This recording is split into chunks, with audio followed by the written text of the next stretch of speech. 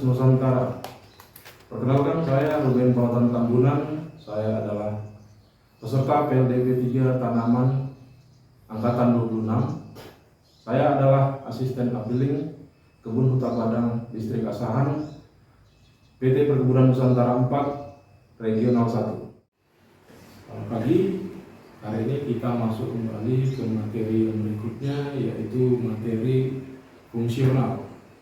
Adapun beberapa poin materi yang akan kami sampaikan atau kami jelaskan, yaitu pertama mengenai manajemen produksi tanaman, yang kedua manajemen support system, yang ketiga plantation agribusiness insight, yang keempat sistem manajemen keselamatan kerja, dan yang terakhir sistem manajemen mutu. Apa itu manajemen produksi tanaman? Manajemen produksi tanaman adalah suatu rangkaian proses manajemen produksi yang tidak bisa terputus, yang terdiri dari kegiatan mulai dari awal persiapan lahan, kemudian persiapan bahan tanaman unggul, penanaman di lapangan, pemeliharaan tanaman TBM dan TM, kemudian aktivitas panen dan angkut, serta pengolahan hasil produksi di pabrik. Sasaran manajemen produksi adalah pelaksanaan kegiatan sesuai rencana, kemudian target produksi dapat tercapai sesuai dengan potensi, biaya ataupun harga pokok produksi terkendali, kemudian umur produktif optimal, dan yang terakhir periode produksi puncak maksimal bisa dicapai. Dalam hal ini harapannya yaitu laba usaha maksimal bisa dicapai sehingga perusahaan bisa berjalan dan tetap eksis berkelanjutan. Materi selanjutnya yaitu manajemen support system. Manajemen support system adalah tata kelola seluruh faktor pendukung yang bertujuan untuk tercapainya sasaran produksi dan produktivitas tanaman. Berikut manajemen support system yang mendukung pencapaian produksi dan produktivitas tanaman. Yang pertama yaitu tata kelola air atau water management. Di sini adalah kegiatan tata kelola air yang mengendalikan air yang berada di area produksi, yaitu mencegah terjadinya kelebihan air serta mencegah terjadinya kekurangan air di areal tanaman perkebunan. Berikutnya yaitu tata kelola jalan dan jembatan. Jalan dan jembatan adalah infrastruktur yang ada di dalam suatu areal perkebunan. Jalan dan jembatan menjadi salah satu faktor untuk kelancaran pengangkutan produksi dari lapangan ke pabrik. Materi selanjutnya plantation agribusiness insight. Konsep agribisnis perkebunan. Apa itu agribisnis?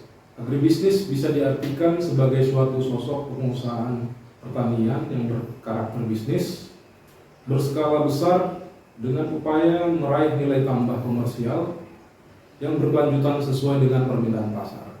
Kemudian, bisnis dapat diartikan sebagai usaha yang berkelanjutan dalam memberikan pelayanan kepada customer dengan tujuan memperoleh income ataupun benefit bagi pelayanan tersebut. Karakter bisnis perkebunan sangat tergantung pada kondisi tanaman dan faktor alam. Produk dalam jumlah besar mudah rusak dan tidak bertahan lama. Ada pada area yang luas, sementara unit yang terkecil adalah pohon. Tanaman adalah makhluk hidup sehingga memerlukan perlakuan khusus, yaitu perlakuan agronomik, melibatkan tenaga kerja yang banyak, besar, menyebar di area terbuka.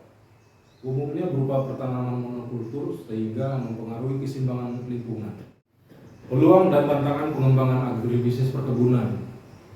Beberapa peluang yang bisa kita sampaikan, pertama, perkebunan merupakan sumber pangan, kemudian sumber energi, bahan baku industri, dan jumlah populasi manusia yang terus bertambah menjadi peluang untuk berjalannya atau suksesnya industri perkebunan. Dalam hal ini, industri agribisnis perkebunan bukan tanpa tantangan. Beberapa tantangan yang dihadapi saat ini yaitu pengendalian biaya produksi, kemudian stabilitas harga komoditas perkebunan, peta persaingan, liberalisasi perdagangan, adanya kebijakan perdagangan, otonomi daerah, isu lingkungan, bahkan sampai dengan penjarahan. Baik, materi selanjutnya yaitu SMK 3, Sistem Manajemen Keselamatan dan Kesehatan Kerja. Apa itu K3? Menurut Peraturan Pemerintah Nomor 50 Tahun 2012, pengertian keselamatan dan kesehatan kerja atau K3 adalah segala kegiatan untuk menjamin dan melindungi keselamatan dan kesehatan tenaga kerja melalui upaya pencegahan kecelakaan dan penyakit akibat kerja. SMK 3 diatur oleh Peraturan Menteri Tenaga Kerja Nomor 26 Tahun 2014 Pasal 3 Ayat 2, yaitu perusahaan yang secara sukarela mengajukan permohonan audit SMK 3, perusahaan yang mempunyai potensi bahaya tinggi antara lain perusahaan yang bergerak di bidang pertambangan, minyak dan gas.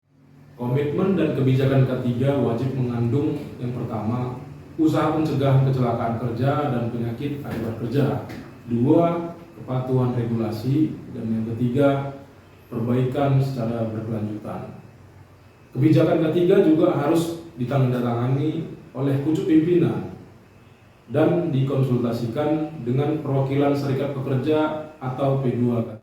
Berikutnya yaitu sistem manajemen mutu. Saat ini yang menjadi acuan dalam penerapan sistem manajemen mutu adalah standar yang dipakai secara internasional, yakni ISO 9001 tahun 2008 yang sudah diperbarui di ISO 9001 tahun 2015. ISO 9001 berisi persyaratan bagaimana organisasi harus mengendalikan berbagai proses yang dapat mempengaruhi mutu, baik langsung maupun tidak langsung. Persyaratan tersebut pada dasarnya adalah saduran dari praktek kegiatan sehari-hari yang mengalami penyesuaian dengan tuntutan ISO 9001 sehingga pada akhirnya terjadi penjaminan mutu. Bagaimana cara menyusun rencana mutu? Menyusun rencana mutu merupakan hal penting bagi penerapan sistem manajemen mutu. Karena dari sinilah pertama kali ditentukan mengenai sasaran mutu dan upaya-upaya pencapaian mutu tersebut. Setiap kegiatan yang diselenggarakan oleh unit kerja atau unit pelaksana kegiatan, penyedia barang ataupun jasa harus memiliki rencana mutu. Perencanaan sistem mutu dinyatakan dalam sasaran mutu. Sasaran mutu unit kerja harus relevan dan bersejalan dengan kegiatan kebijaksanaan mutu organisasi di atasnya. Adapun tahapan penyusunan rencana mutu yang pertama yaitu proses penetapan rencana mutu, selanjutnya menyusun rencana mutu unit kerja, dan terakhir yaitu menyusun rencana mutu pelaksanaan kegiatan. Demikian pemaparan kami mengenai materi fungsional, semoga bermanfaat. Salam Planters Nusantara.